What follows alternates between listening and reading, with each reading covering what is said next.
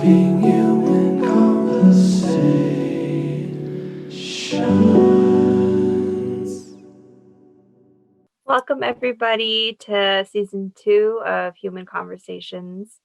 Today is the last episode for the season. I know we had kind of a little break, and for self-care reasons, right? Those are always important, and they're going to be really important today because today we are talking about relationship with self.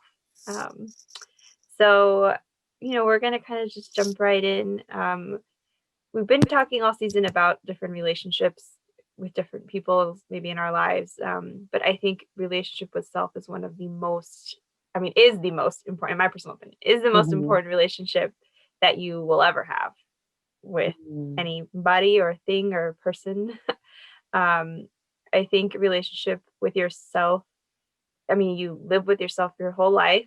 So you're stuck with you and you want to be in love with yourself, as much as you can because you are going to be stuck with yourself your whole life. So you would, it makes sense to cultivate that relationship to make it one that's going to be worthwhile and fulfilling, right? Yeah, you get to be with yourself, right? And eventually over Yeah. time, hopefully that language can be powerful for you. We kind of wanted to talk about just this concept and then relate it to ourselves. I recently was reading a book by John Kim, who is a fellow licensed marriage and family therapist, and he also does coaching, life coaching. But he recently came out with another book called Single on Purpose, and I read the book in a day.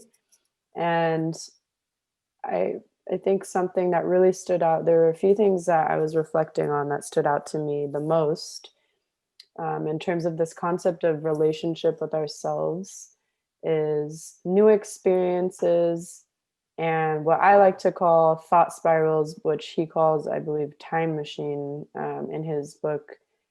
But I was reflecting on this, and the biggest thing that I feel like is so imperative and important for us when we're thinking about the problems that we run into in our relationships and dynamics in different areas of our life is this concept of perspective. And I think when we have new experiences, it can be the driving force to allow us to have this new perspective, this gain perspective over whatever it was that we were having so much trouble with or feelings about.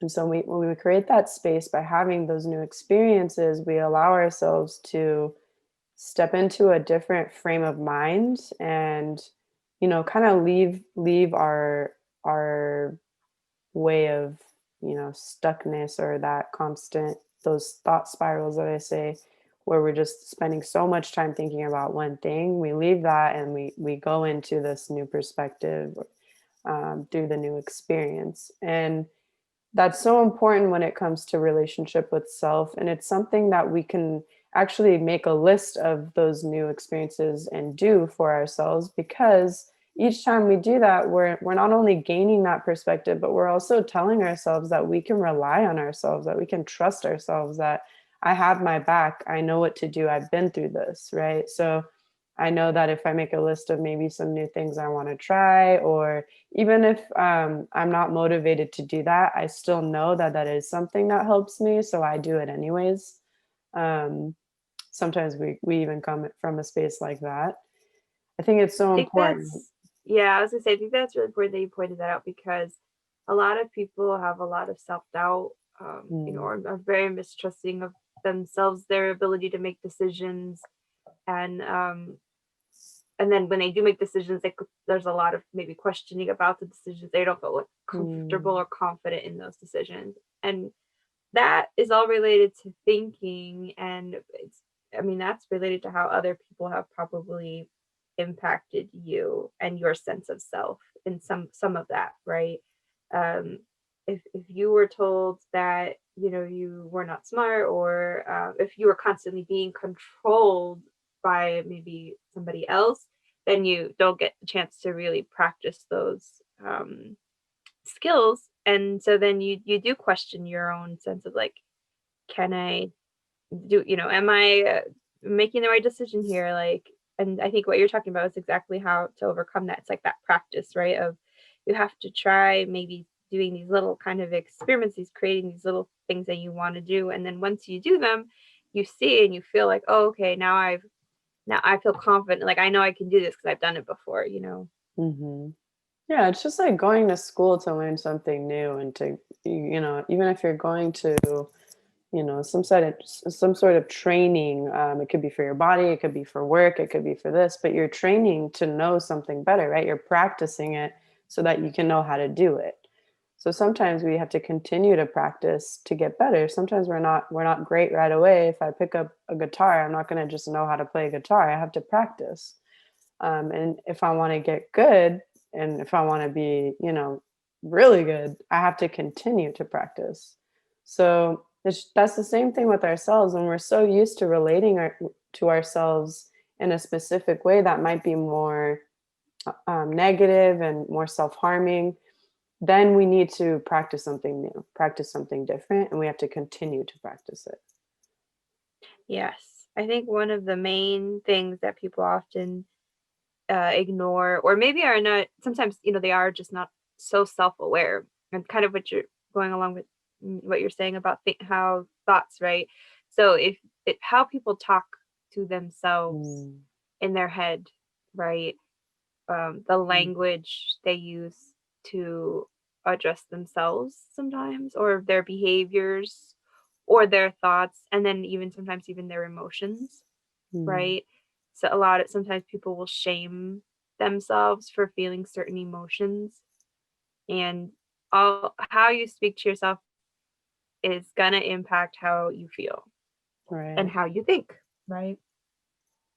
Yeah, and oftentimes something that I see a lot in working with others is we really hold ourselves back. And it happens in the smallest, tiniest moments that if you're not on top of it, you don't see. And I actually point that out in my sessions with these small comments that happen where my clients, they'll say, well, I don't want to be mean to them, or I want to be really mindful of how I come off, or I don't want to rock the boat. It's all these tiny phrases where we self abandon.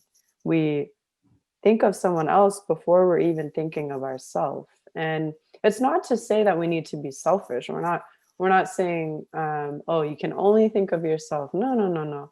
We're saying, how are you taking care of yourself so that you are showing up and taking care of other people in your relationships as well, or taking care of the relationship in general, right? Because if we're all taking Right. care How of are it, you honoring yeah, your like exactly. own needs, right?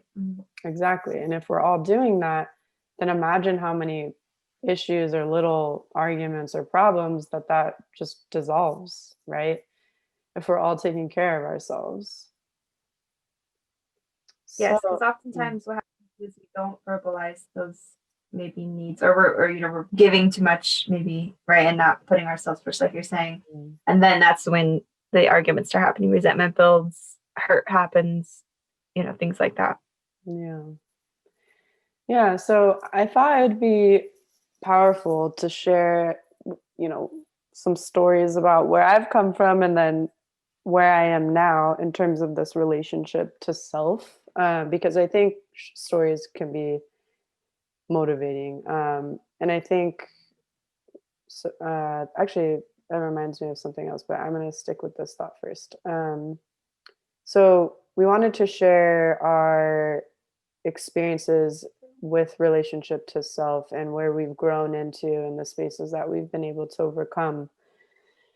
So, with that being said, I think this has been one of relationship to self for me has been one of the most powerful transformational concepts in my life because I've been in an environment for so long that did not was not conducive to this idea of, well, what's your relationship with yourself? That's not something that was ever talked about.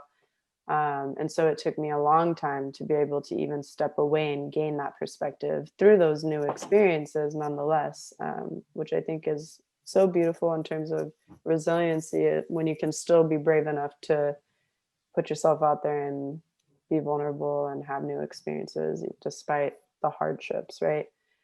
But growing up for me, I definitely avoided myself through the use of relationships, friendships, romantic partners, everything you can think, family members. I constantly, because that was what I was taught, and so that's what I learned.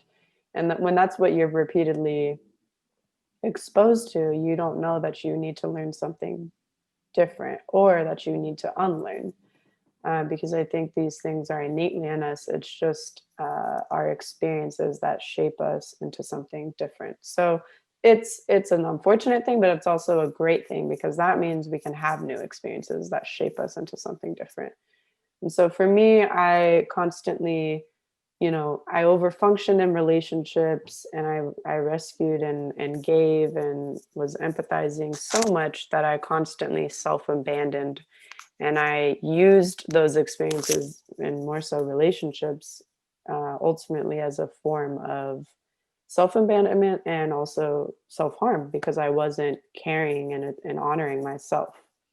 And when that happens, you actually are not being authentic. You're being versions of yourself to other people. And so I realized through so many hardships that I didn't know who I was. I didn't know, and not just who I was, but I didn't know what I liked. I couldn't make a decision. I was very much, well, I'm easygoing. I defaulted to that. So I would be flexible to bend to what everyone else, kind of wanted to do or what they liked. And that's not to say that I didn't, I wasn't, I did stand up for myself. And there were times where, my personality wanted to come through, but it was really hard for me to not rock the boat. I always wanted to people please. And it wasn't until I had some pretty powerful experiences of relationship loss, friendship loss, family loss, and I don't mean by death, but I just mean by us like relationship ruptures, where I finally had this moment of, okay, it's time to like figure out what my relationship with myself looks like and what that means. And that's when I started to experience new things in my life. I started doing new types of yoga.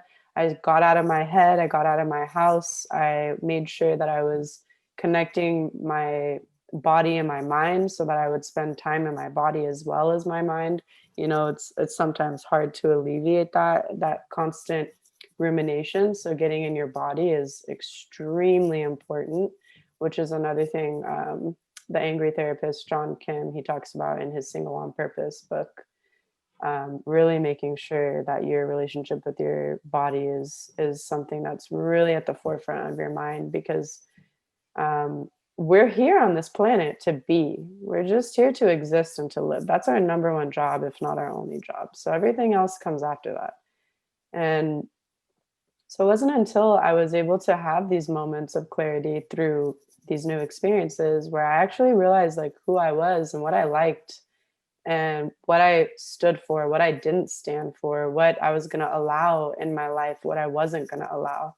And it definitely took a lot of time to be okay with shedding relationships and people. And I had to block certain people from my life that weren't honoring my boundaries. um and it takes things like that sometimes to really stand up, to have this like radical self-acceptance and compassion. And when I did that, I realized, dang, like I can actually take care of myself. I can be my own best friend, and I love this person that I am and who I can be and who I continue to be and who I grow to be. And I think that was the most powerful thing for me, is because for so long I wasn't loving that person, and I didn't, because I didn't even know what that person was like. And um so for me, that was kind of this huge shift in my relationship with self. And recently I just had another kind of moment of clarity and perspective, especially reading the book. It gave me a space where I realized that, something that I need in terms of that's like really powerful for my relationship with self is space and time, it really, really, really helps me understand to listen and to that inner voice.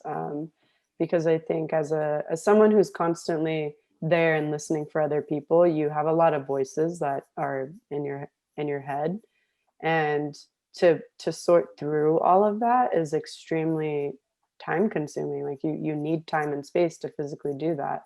So that's something I'm going to be incorporating more into my idea of my schedule, you know, my concept Yeah. of whatever my schedule is in my mind. But yeah, that's now I'm in such a different place, and it's amazing to feel like I want to, rather than self-harm or not even be aware, I rather love myself and continue on this journey because I know what it's like. I've shown myself, I've given myself that opportunity to just try it out and feel it.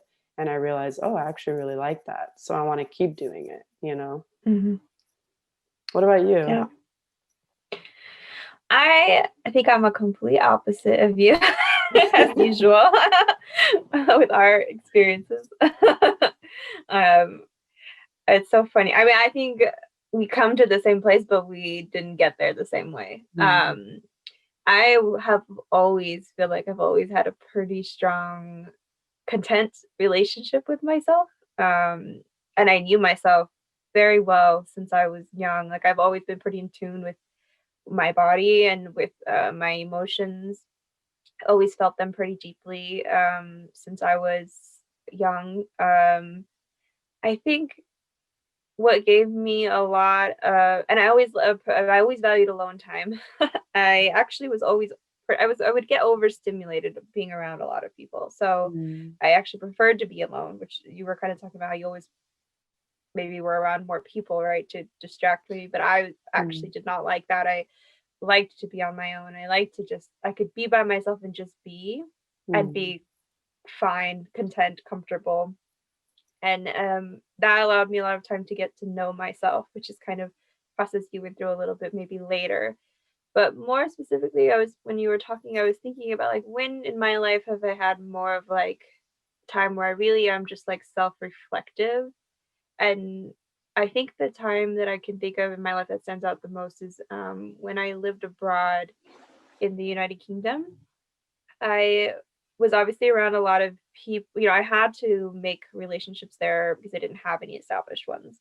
So that was me going out of my comfort zone and pushing me to do these kinds of create these relationships with people who were from a different culture sometimes. And so and I was feeling like the outsider there. And although I was comfortable in myself and knew I would be okay, it was still a scary experience to start making these kinds of connections with people. But I didn't have any trouble with that, and I made really awesome friends, which is amazing. But the time that I'm talking about where I know I was reflective there is actually I would walk a lot when I lived in this town called Swansea, and it's in Wales, and it's right by the ocean, and the university is right by the ocean. So I would walk from the university to like the town where like the shopping would be, and it was about a 40-minute walk. And I would do it pretty regularly, probably at least 3 times a week. So I was like constantly walking along to to go shopping or to go down to the area. And during those walks is I would just like play music sometimes, and I would just stare at the ocean as I walked. And that's when I would do a lot of self-reflection, just like about like where I was, what I more focus on, like what do I like being here in this new place. Like I had to rethink all of those things, how to live on my own. I had to like that was the first time I was living away from home. So I had to like figure out all of those things. And I feel like those walks were somewhat meditative and like in some way Mm. helped me really connect more with myself as an adult, because I was at that point a young adult. So it was a different relationship with self then, right? Because I'm Yeah. now growing. Hmm. Um, and it was such a good outlet for me. It was a really good coping skill, and I think it helped me make it through my year there because it was definitely hard to be away from home. And for I was there for 9 months, so I was there for quite some time. Um, so that was probably the most time where I was most reflective of who I was as a person. but I was still pretty comfortable with being on my own. And to this day, like I love myself, and I love being with myself. I'm not saying that I think that I'm perfect, because I know I'm not, and I like that I don't think that I'm perfect, and I like that I don't put that expectation on myself, because I think that's important, um, for us when we think about who we want to be. We want to be good people, probably. I mean, hopefully, most of us do, and we want to, strive for things, but we also want to be realistic with ourselves and be kind and compassionate with ourselves. And I feel like, if anything, I've paid more attention to that as I've grown older, and am more conscious of being compassionate with myself, and being, if things don't work out the way I wanted to, or, if something doesn't pan out, I always kind of tell myself, well, then it probably wasn't meant to be. And then I let go and move on, instead of getting stuck, in putting myself down. And um, I wouldn't really do that so much when I was younger, but I think I would get stuck in disappointment longer when I was younger, because I didn't have, that compassion for self that I have now. And Mm. I think, to be honest, I think that compassion for self has grown through my work as a therapist, because I've seen so many people, and I've, seen how people can be so hard on themselves, and I just think, wow, I don't want to be like that. I mean, to be honest, I've definitely thought that, and I also feel like they shouldn't be like that, and they know they shouldn't be like that, and they're like that for a reason, right? And that's our work, and you Mm. know, they've been through hard times, and they've been through so resilient, and that's probably what's gotten them through a lot of those times. Um, and I have the privilege of not having to have experienced some of those things, so I feel like I have, the skills, just sometimes maybe just as much as everybody else, but I have more space to allow myself to have that, consciously aware, and like consciously aware of, like, making sure that I don't use that kind of negative language towards self. I have more mental capacity to do that, and I than I should. Kind of is how my mindset is, like, I can do it, so, like, why Mhm. not? Because it's worth it in the end. Mhm. And that's great for us who need people like you to remind us of that, right? I think we all have to work. I mean, I think we need to have empathy for self, but I think we also need to have empathy for others. And like, I think that, especially today, when I think about the world, it's so divided in a lot of ways, and we lose empathy Mm. in, I mean, if we don't even have empathy for ourselves, how can we have empathy for others? Right. We dehumanize. Yeah. Right. So I think it starts with us, right? It starts with the Mhm. relationship with self, Right. to create this love and connection. When you feel it in you, then it's energy, right? So it's gonna go out into the world with you. Mhm. When you were younger, were you around a lot of people? Like when you were born, were you? Yeah, I come from a very, but my family was I have a lot of extended family, and I was always Mhm. around, my cousins growing up. Um, and we had a lot. It's a very, like, collectivist, like, culture that I come from, Mhm. and a lot of, not like a lot, but we were always together when we were younger. Yeah, I think So that definitely helps because I mean, I guess it can go either way, but in terms of, I was a only child for so long, and although I had extended family, I didn't see them. I mean, you're living at home with just your two parents, so it's like, that concept of space. So I was kind of alone a lot, and my parents worked late hours, so I stayed at school for, hours and hours till like 8 or 9 o'clock at night sometimes. So I think that's why I sought out relationships because I was so used to being alone, or I was so used to being on my own that I wanted that connection. Um, it makes sense. And I yeah. sought out alone time because I was always around my cousins and needed a break. Yeah. Right. Yeah. Well, this is one thing I wanted to leave everyone off with is I want you to make a little note to yourself. What are three things that motivate you? I asked my client this, and I thought it was an interesting question to reflect on, and it's something that I think will be important to bring into this 2021 because of all the trauma that we've experienced thus far, on top of the existing traumas that we've all gone through personally. But what are those three things that really motivate you? And how can you create space for those to allow you to experience something new and to relate to yourself in a new way, in a different way? And that's something I kind of wanted to leave us with. Yeah. It's a good self-reflection, right? You need to be able to self-reflect if you want to be able to have self-growth. Yeah. Yes. Okay. Well, thank you for joining us for season 2. We hope you enjoyed this final episode, Relationship to Self. We are going to go into a bit of a self-care hiatus, and Mhm. we will be back. I'm not quite sure when, but keep on the lookout. And I want to say thank you so much for joining us for our second season of Human Conversations with Melanie and Chelze. Having human conversation.